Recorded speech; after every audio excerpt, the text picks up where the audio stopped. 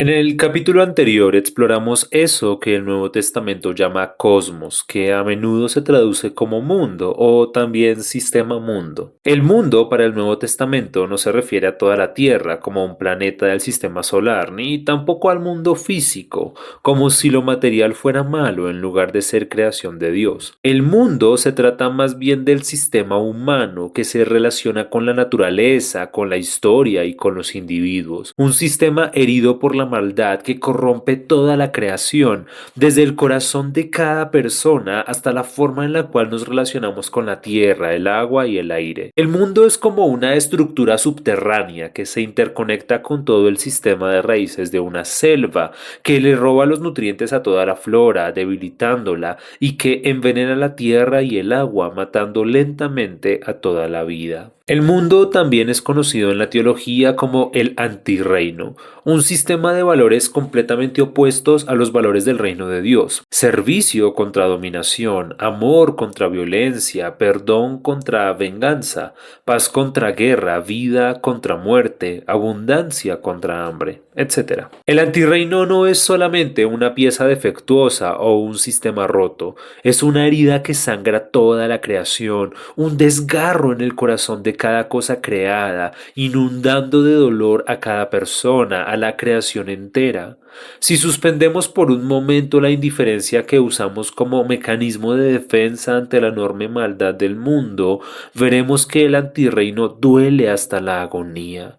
El sentimiento de dolor y frustración es tan grande que nos aplasta hasta hacer la vida insoportable. Ante el peso abrumador del antirreino, las personas suelen tomar dos opciones, el escapismo y el cinismo. Pero no se trata solo de decisiones egoístas, también son mecanismos de defensa, son un esfuerzo por soportar la vida en medio del mundo, de un antirreino tan lleno de maldad en el cual cada respiración duele con el sufrimiento de toda la creación. Aquellos que optan por el escapismo procuran huir del mundo, se adhieren a distintas formas de salir del mundo e irse a una realidad artificial que nos permite desviar la mirada e ignorar nuestra responsabilidad ante el sufrimiento de la creación de Dios. Hoy en día el escapismo se manifiesta en el consumo de contenido digital, en la creación de perfiles de redes sociales, en el consumo masivo de cosas materiales, en la confusión del reino de Dios con el cielo y la idea de una religión hecha a la medida de mi vida exitosa. Vamos a explorar estas formas de escepticismo. El escapismo digital es uno de los más comunes, sobre todo entre los jóvenes y adultos. La vida parece tan insoportable, la frustración de un trabajo insatisfactorio, sin expectativas de una mejor calidad de vida, una convivencia familiar no realizada, llena de conflictos y de esperanzas no cumplidas, y una cotidianidad tan miserable que preferimos gastar el tiempo en Netflix, en YouTube o en TikTok. Al consumir contenido artificial, nos sentimos parte de otras vidas, de otras realidades.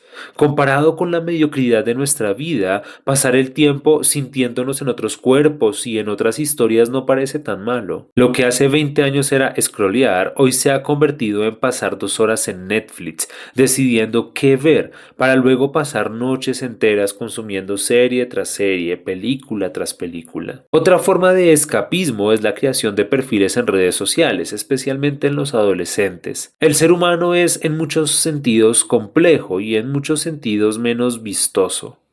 Frente al mundo de las redes sociales, lleno de falsa riqueza, belleza y plenitud, la propia vida resulta poco atractiva. Nuestros adolescentes gastan su vida en un mundo irreal, construyendo un perfil mediante fotos, videos, interacciones, comentarios y mensajes que no revelan quiénes son en realidad, sino quiénes quisieran ser. La confusión entre la persona y el personaje explica mucho de la crisis emocional que enfrentan nuestros adolescentes.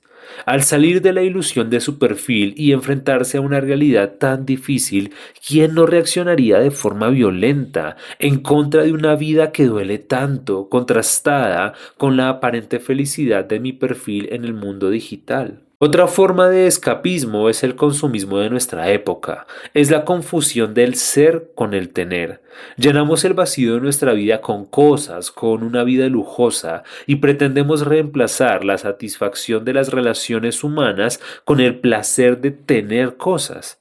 En lugar de cultivar profundas relaciones con otros seres humanos, compramos cosas y pretendemos que tener algo reemplaza el vacío de no ser nada en la vida de otros. Esta forma de escapismo es más antigua y comenzó en las primeras décadas del siglo XX. Solo ha aumentado al pasar más de un siglo.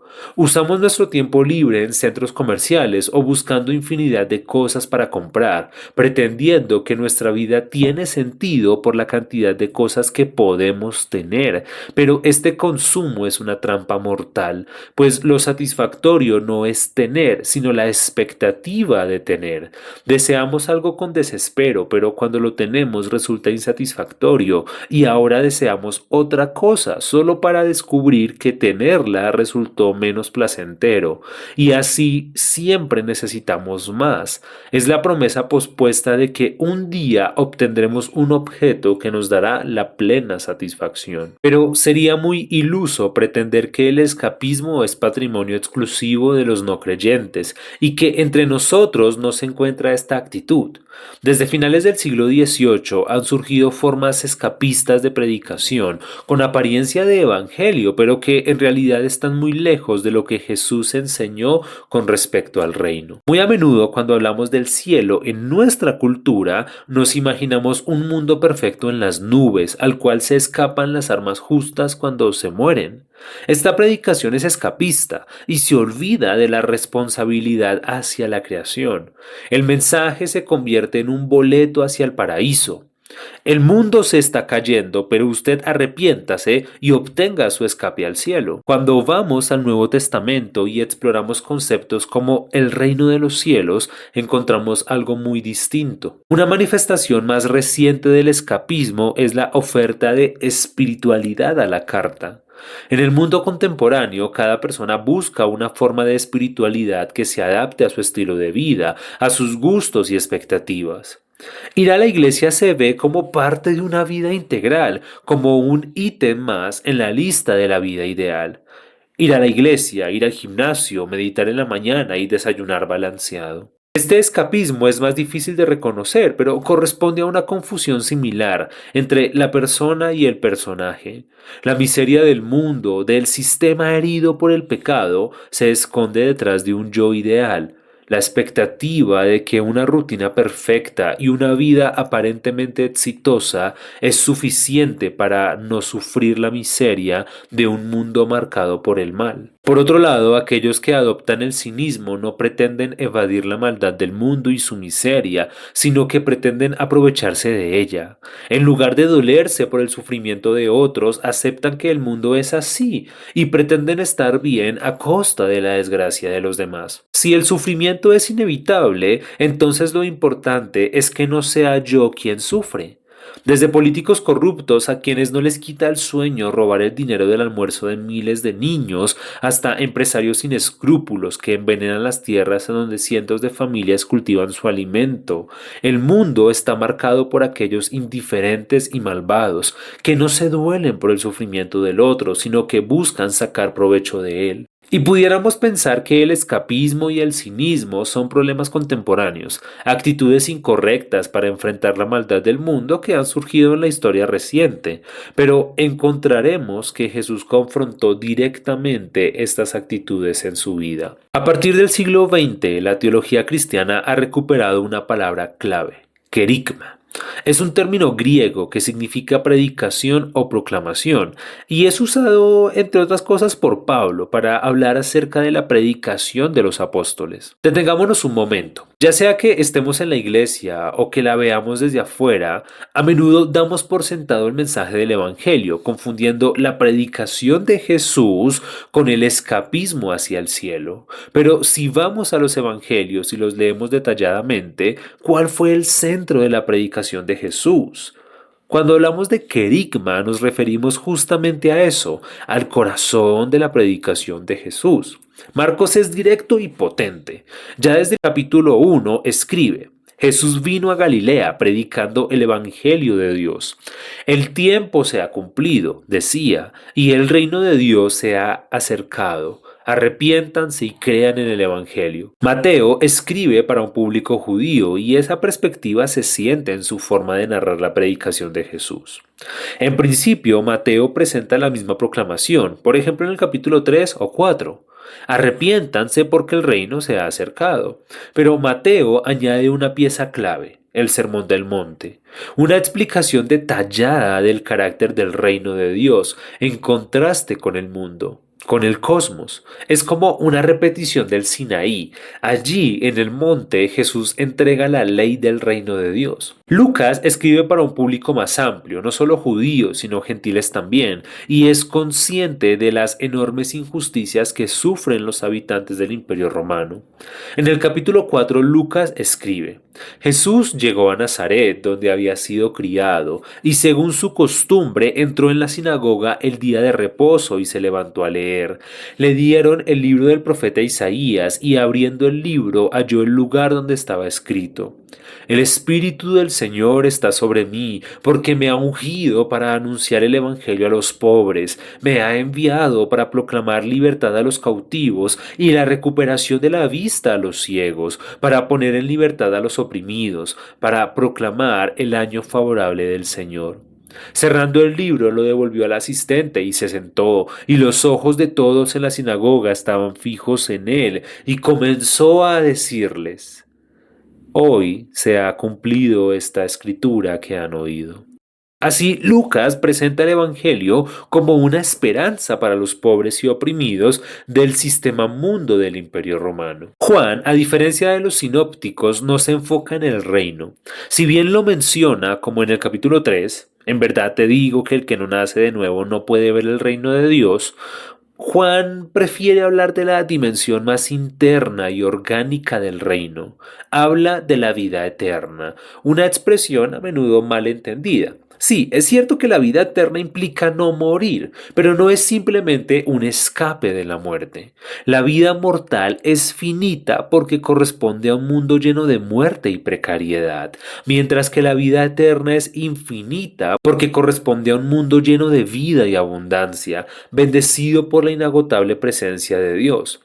La vida eterna es la condición de aquella persona que se hace ciudadana del reino eterno, del reino de Dios. En resumen, el querigma de Jesús fue la llegada del reino, pero al detenernos a pensar en ese mensaje podríamos malinterpretarlo como algo que está más cerca, sí, pero que aún no ha llegado. El verbo griego enguizo refiere a la inminente proximidad de aquello que ya ha llegado, como la temporada de cosecha o la presencia de alguien en la misma habitación.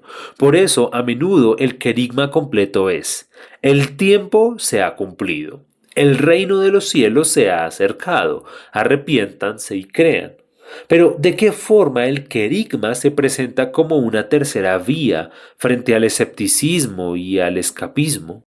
Para empezar, la declaración misma. Cuando Jesús dice que el reino ha llegado, nos obliga a asumir la responsabilidad. Ante un mundo tan malvado queremos escapar de él para escondernos en el gobierno de Dios, pero Dios trae su reino a este mundo. Las palabras claves son los dos llamados: arrepiéntanse y crean, dos conceptos clave en la predicación del querigma, pero también simplificados en exceso. Confundimos arrepentimiento con remordimiento, como si el arrepentimiento fuera sentirse mal por algo hecho.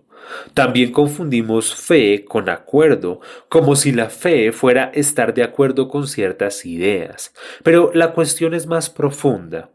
El querigma nos declara que el reino de Dios ha llegado, cumpliendo las promesas de los profetas, es decir, la renovación entera de la creación por parte del Creador, erradicando la maldad de raíz para crear un mundo nuevo, lleno de bendición. En ese escenario, quienes escuchan el querigma se enfrentan a una decisión clave. ¿Dejarán el cosmos para renovarse según el reino de Dios o se aferrarán al egoísmo y la maldad? El arrepentimiento es un abandono consciente e intencional. No solo es sentirse mal por el pasado, es renunciar a toda una forma de ser. Creer es más que estar de acuerdo con ciertas ideas, es dejar que los valores del reino nos transformen, haciéndonos extraños en el mundo y ciudadanos del reino.